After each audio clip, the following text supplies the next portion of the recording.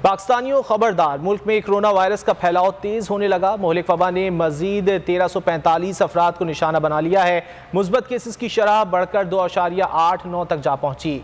NCOC के मुताबिक 24 घंटों के दौरान 46,537 टेस्ट किए गए। कोरोना में मुब्तला एक मरीज जिंदगी की बाजी हार गया। मुल्क भर में ओमिक्रॉन के बढ़ते वार। सिंध में 2 दिन में किए गए टेस्ट का 81% ओमिक्रॉन मुस्बत आया है। रावलपिंडी में 3 मुश्तबा केसेस रिपोर्ट हुए हैं। उधर इस्लामाबाद और लाहौर में भी केसेस में इजाफा होने लगा है। असद उमर ने कोरोना की 5वीं लहर के हवाले से इंतबाह जारी कर दिया।